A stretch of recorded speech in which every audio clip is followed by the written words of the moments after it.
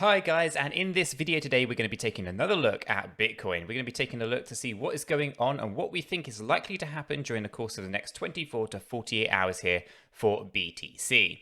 Guys, as we get into it, if you find it useful, hit that like button. You know I appreciate it. Right, let's dive right on in and see exactly what is going on here with Bitcoin. Right, guys. So ultimately, we can see that we are in a bit of a Wyckoff accumulation. At least that's what pattern seems to be forming. As we were talking about yesterday, we were expecting a pullback. We can see that red candle today.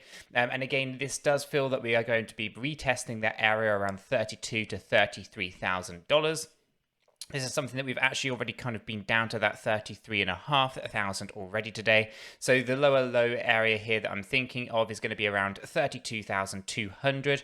It's going to be in that zone there, as this is a couple other wicks have proceeded to actually drop down as low as that previously. So once we get this correction out of the way, this will then usher us into a move to the upside where we see a next target of about 40k.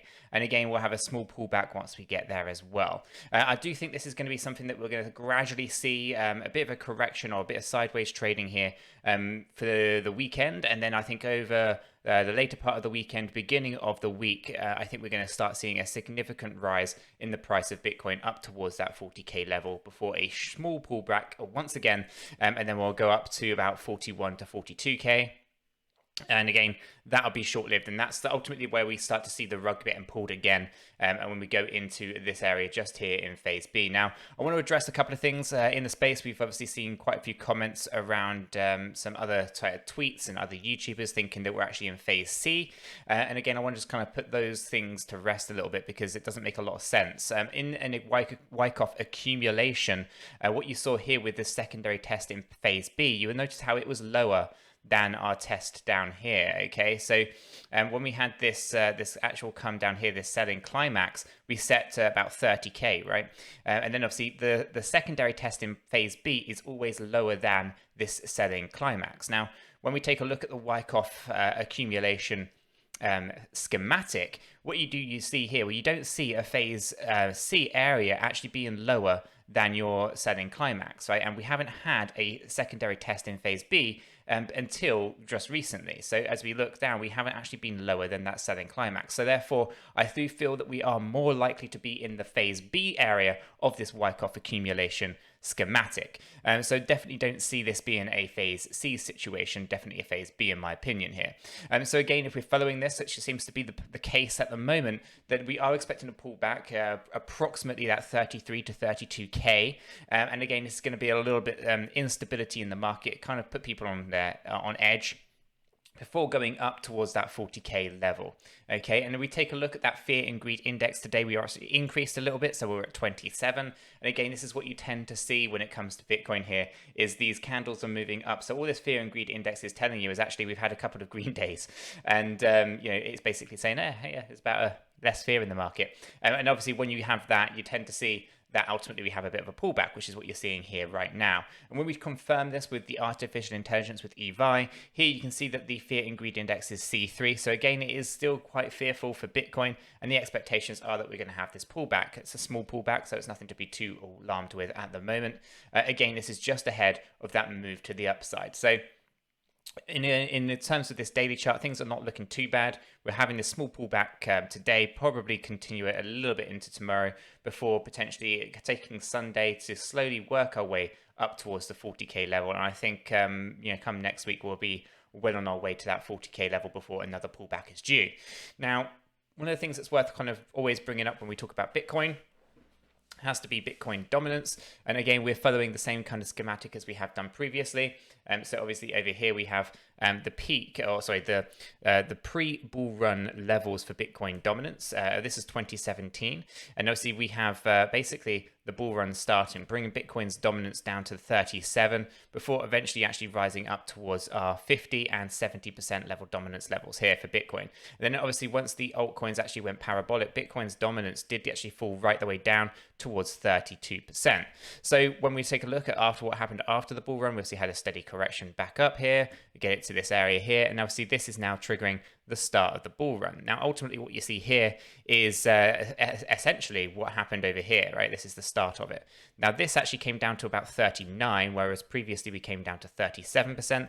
And the expectations are that we'll actually rise this thing up to around 50%, and even up to 60% as the upper level. Now, the reason that this is totally different schematic-wise is ultimately we've got more cryptocurrency in the market now than there were previously. So as more cryptocurrencies come in, Bitcoin's dominance will steadily decrease over time. And again, that's kind of in line with our expectations here as to why we're only really looking for Bitcoin dominance to rise up towards 50 to 60% before absolutely going parabolic, or there's altcoins going parabolic, bringing Bitcoin dominance down towards the 30% level again. So again, this kind of pattern is something that we've seen previously, time and time again. And again, we're looking to push that up a little bit, and that's where we are right now. And again, when we take a look at this from a Bitcoin dominance point of view, to the charts point of view, we can see that we are following this Wyckoff accumulation. This pattern here, generally time-wise, this tends to last about 4 to 6 weeks and on a typical kind of Wyckoff accumulation. So again, this is going to be something that's going to be relatively short-lived.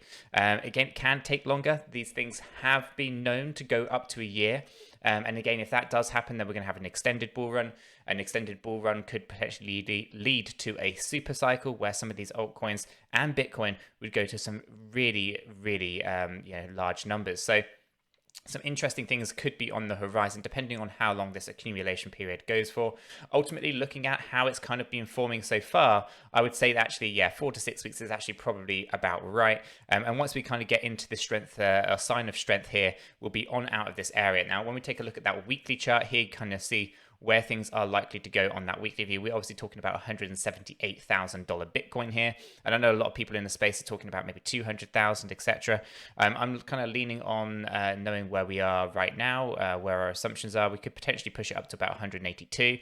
So we'll leave it there for now, and we'll see if that actually pushes any further above and beyond that. But for me, 100K is kind of a bit of a given, considering we take a look at the stock to flow model, what's going on there. We look at Bitcoin dominance, we take a look at the fear in the space, and then of course on this daily chart we take a look at what's going on from a schematic point of view on a Wyckoff accumulation. Everything here does definitely look very, very bullish, and things are looking pretty good in terms of Bitcoin here. Now, when we drop this down into our hourly view, we'll get a bit of a flavor as to how things have been performing recently. Obviously, this is a secondary test in the phase B area.